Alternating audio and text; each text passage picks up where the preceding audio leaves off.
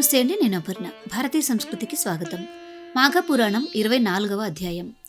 మాఘమాసంలో నదిలో స్నానం చేయడం కేవలం మనుషులకు మాత్రమే కాదు, దేవతలకు, గంధర్వులకు కూడా ఎంతో పవిత్రమైనదిగా చెప్పబడుతుంది.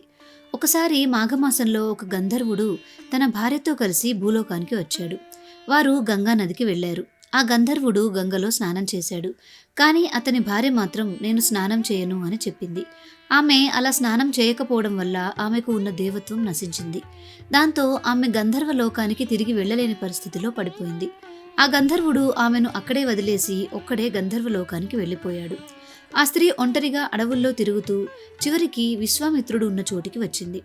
అక్కడ ఆమె వయ్యారంగా, ఆకర్షణీయంగా తన కదలికలతో ప్రవర్తించింది. ఆమె అందం, యవ్వనం చూసి విశ్వామిత్రుడు మోహితుడయ్యాడు. తపస్వి అయినప్పటికీ ఆమెపై ప్రేమ కలిగి ఇద్దరూ కామక్రీడలలో మునిగిపోయారు. అదే సమయంలో తన భార్యను వెతుక్కుంటూ వచ్చిన ఆ గంధర్వుడు అక్కడికి వచ్చి చూశాడు. విశ్వామిత్రుడు, తన భార్య ఇద్దరూ కలిసి ఉండడం చూసి అతడికి తీవ్రమైన కోపం వచ్చింది. కోపంతో మండిపడుతూ ఆ గంధర్వుడు ఇలా శపించాడు: నీవు తపస్వివై ఉండి కూడా కామతృష్ణకు లోనయ్యావు, కాబట్టి నీకు కోతి ముఖము కలుగుగాక అని విశ్వామిత్రుణ్ణి శపించాడు. అలాగే తన భార్యను చూసి నీవు పాషాణంగా మారి అక్కడే పడి ఉందుగాక అని శపించి అక్కడి నుండి వెళ్ళిపోయాడు. ఆ శాప ఫలితంగా విశ్వామిత్రుడికి వానర ముఖం కలిగింది.